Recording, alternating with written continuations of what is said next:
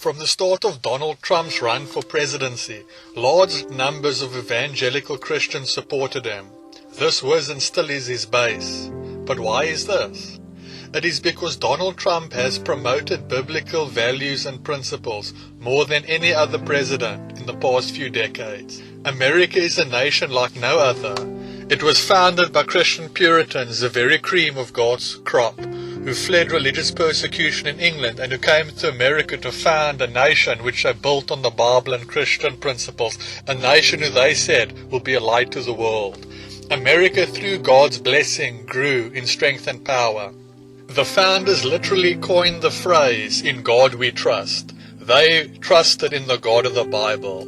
They were worshippers and servants of the one true God.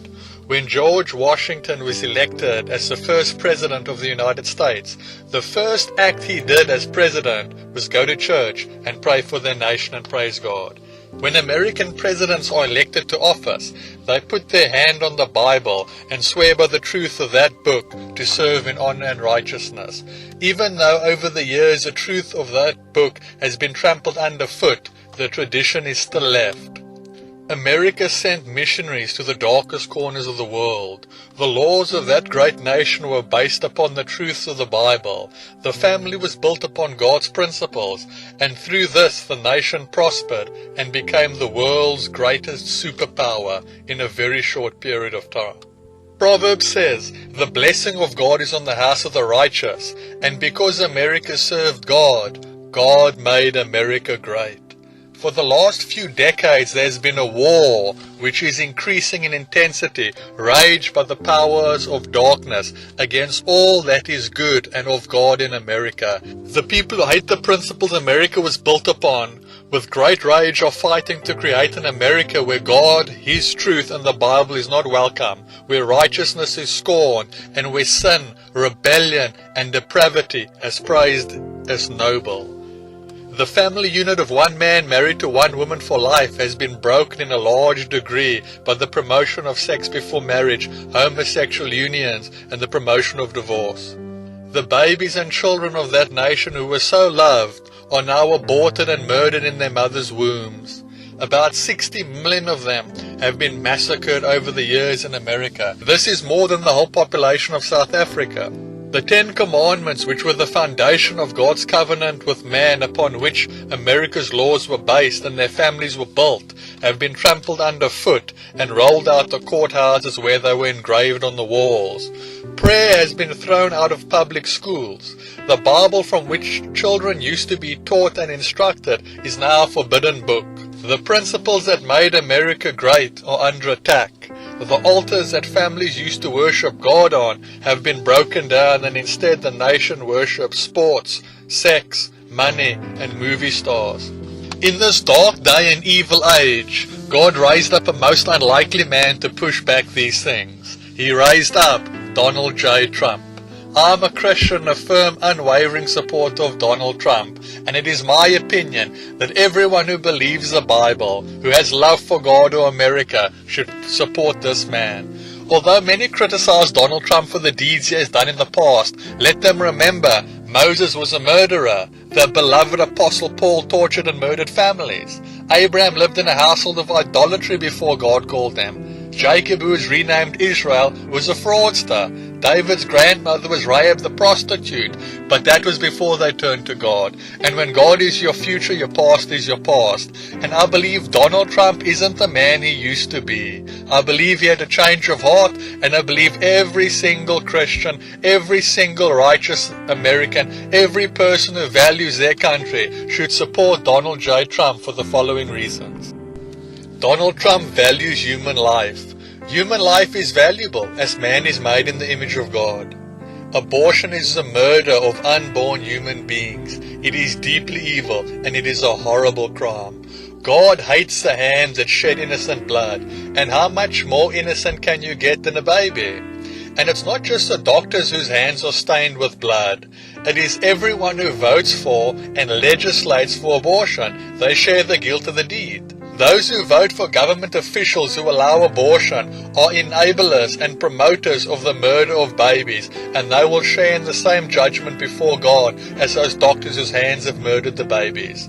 Donald Trump opposes the murder of the unborn babies of America and other nations. Planned Parenthood, which are the abortion mills of America, have been defunded by Donald Trump. Trump asked the Supreme Court to criminalize late-term abortion. His administration even went to the United Nations and told them to stop promoting abortion in other countries. Hear him. There could be no greater contrast to the beautiful image of a mother holding her infant child than the chilling displays our nation saw in recent days.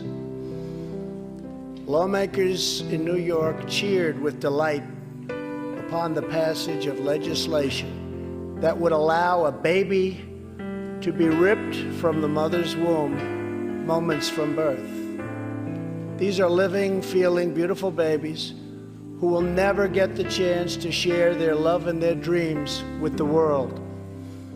And then we had the case of the governor of Virginia, where he stated he would execute a baby after birth.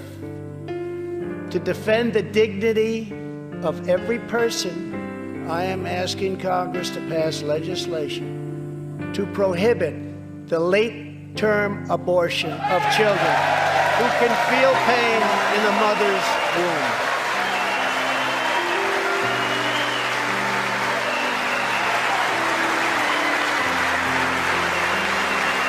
Let us work together to build a culture that cherishes innocent life. Donald Trump made history by being the first president to attend the annual March for Life. Unborn children have never had a stronger defender in the White House.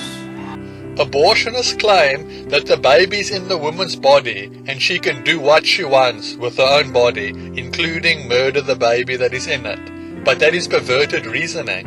If someone is in my house, am I allowed to murder them because they're in my house? No, they have a right to live, and even if they are in my house, I'm a murderer.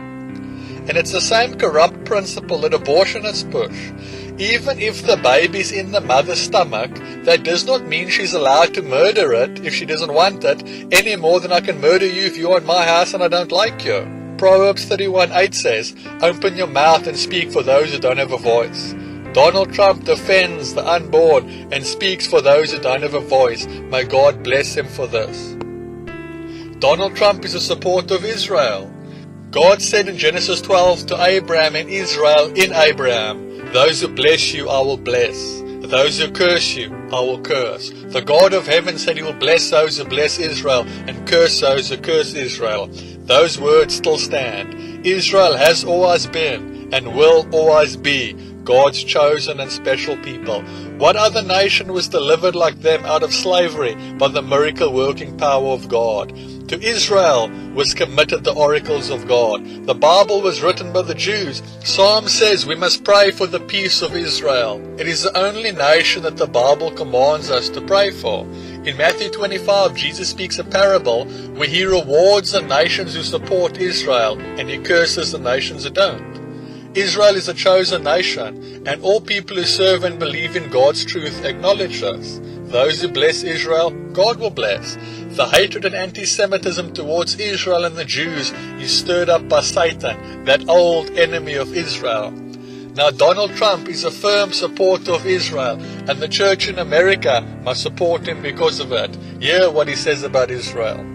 I speak to you today as a lifelong supporter and true friend of Israel. I'm a newcomer to politics, but not to backing the Jewish state. I came here to speak to you about where I stand on the future of American relations with our strategic ally, our unbreakable friendship, and our cultural brother, the only democracy in the Middle East, the State of Israel. When I'm president, believe me, I will veto any attempt by the UN to impose its will on the Jewish state.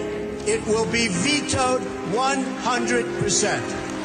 When I become president, the days of treating Israel like a second-class citizen will end on day one.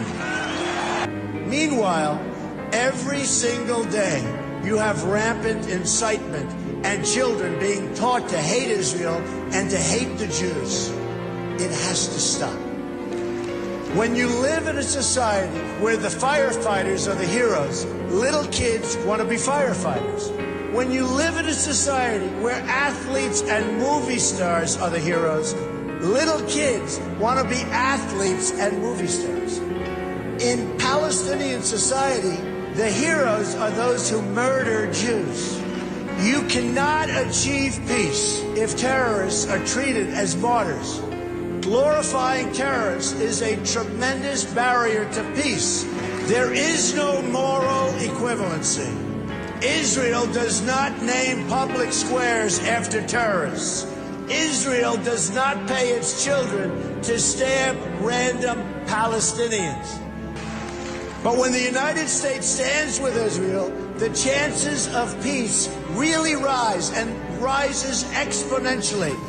That's what will happen when Donald Trump is president of the United States.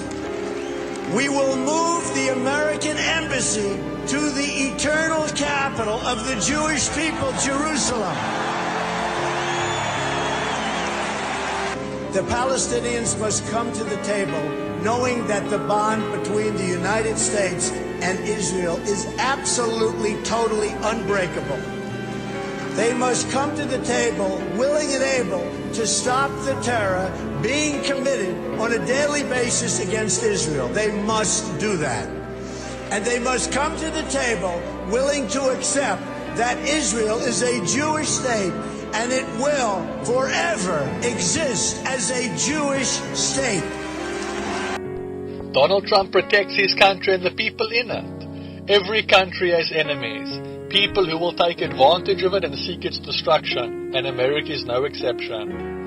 You have seen how President Trump courageously opposed China, who has been ripping off America and the people in it.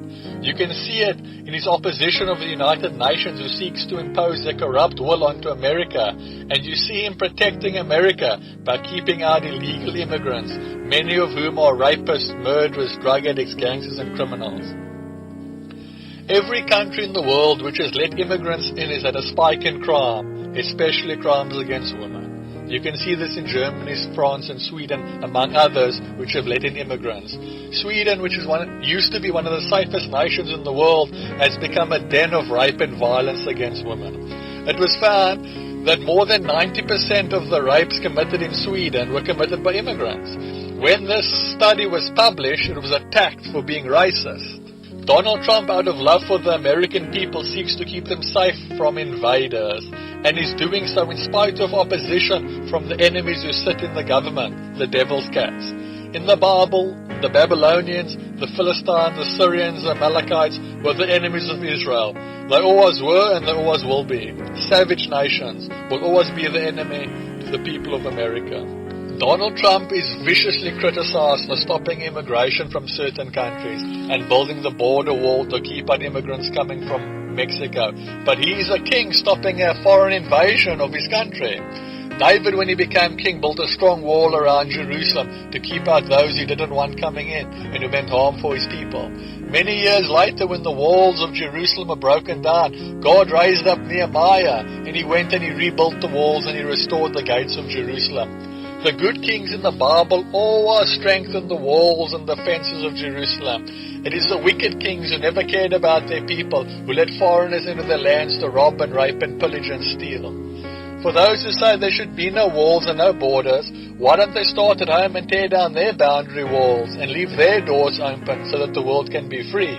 Because they will be attacked and robbed in their homes. Those who say there should be no walls and no borders are promoters of anarchy and Satan's voices, who want a world where there's no safety, no security, no protection, where marauding bands can move freely. Heaven has great walls around it to keep out those who don't belong there. And there are many people who don't belong in that great nation, America. May God bless Donald Trump for protecting the people of America. Donald Trump promotes justice, law and order. Crazy as it sounds, in Europe depressed children can have assisted suicides against their parents' wishes. They can pay a doctor to murder them. Children can murder their unborn babies without their parents' consent, and the government will pay for it. So Europe approves of the killing of children and babies, but strangely, they will protect rapists, murderers, child molesters and terrorists, and will not give them the death penalty. This is satanic, murdering the innocent and protecting the guilty. God himself instituted and ordained the death penalty for certain crimes. In Genesis, the all-knowing one said, "Whoever sheds man's blood, by man his blood must be shed." All the heroes of the Bible, David, Solomon, Moses, Hezekiah, Elijah, Elisha, Noah, believed in the death penalty. It is an apostate people with numb hearts who don't practice the death penalty for rapists and murderers. There is no justice without the death penalty. And strange as it is, those who do not want the death penalty for rapists and murderers are usually those who condemn unborn babies in their mother's womb. The thief on the cross, while he was dying, as he repented and acknowledged Jesus Christ as Lord of life and death, said, "I receive the due reward of my deeds." A condemned criminal acknowledged his death sentence with just, and this is the belief of all those who trust the Bible. Paul, the apostle of grace, said when he was on trial in Acts, "If I've committed things deserving of death, I do not object to dying. It's righteous, put me to death."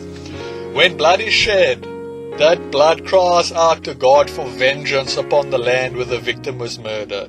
Blood pollutes the land, and the only atonement that can be made in God's eyes is the blood of the criminal. That is the justice God demands. Wicked men protect criminals. They fight for the criminal's rights but tramp on the victim's rights. You don't see people campaigning for the rape victim's rights, but they campaign for the savage animal who raped a lady. Donald Trump is a supporter of the death penalty. May God bless him for that. I've always supported the death penalty. I've always supported the death penalty. I don't even understand people that don't. We have to bring back the death penalty. They have to pay the ultimate price. Very much in favor of the death penalty, especially for terrorists and especially for people that, killers that you see so many with the girls that are being killed and then they capture these guys. I am so for the death penalty. We will believe the right punishment, and we all do, for cop killers is called the death penalty. I'm also directing the Department of Justice to propose legislation ensuring that those who commit hate crimes and mass murders face the death penalty, and that this capital punishment be delivered quickly, decisively, and without years of needless delay. Death penalty all the way. Donald Trump is a man raised up by God. The enemy is at the gates. The Democrats are inspired by Satan. Stand strong, Donald Trump. Trump 2020. I ask all Christians to vote for Donald Trump. Many find fault, but for those who ask them, if you don't support Trump, will you rather support those who promote anarchy, that are antichrist, that murder babies, that seek the destruction of America, that want to rob Americans of the values that they hold on to? Would you rather promote Satan's friends than someone that you have a personal disliking to? It is a shame on America how their president has been scorned and despised and mocked, and it's a manifestation of the wicked character in those people's hearts. Even if you do not agree with that man is a leader appointed by the American people and by God. Support that man, and if you cannot support him, at least respect him. Hear these last voices of support. You have to understand that he's also 71 years old, and I don't think he came to be president by mistake or by happenstance. I think somehow God put him in this position because he's not a politician. He seemed to do everything wrong as a politician. He offended many people, did the wrong things, but somehow he became president. And I just have to think that God, in some reason, put him there for a purpose. I don't know what that is, but we need to get behind him and support him. I don't know if you know this, and I don't know if you don't believe me when I tell you this. But what's happening right now in America is witchcraft's trying to take this country over. It's witchcraft that's trying to take America back over. And I want to tell you something else. I am not being political, but I don't see how President Trump bears up under it. He's as strong as I have ever seen a man be. So I'm coming to you as a prophet, as a man of God, and I'm telling you, it's time to pray for the president. Also, I began to see what a lot of Christians saw was that God was raising up this man who we didn't even necessarily like. And people have asked me why I wrote the book, and I tell them, you know, Hillary Clinton wrote a book called What Happened? And my book answers the question.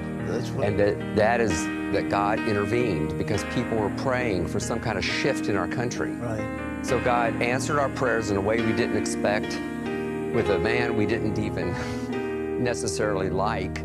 Although when you get to know him or spending time around him, you find out that he's very different than he's portrayed in the media. He's kind and loving. Obviously, something's happening in his life, and has happened in the last 10 years. You pointed out in this book about his relationship with his children.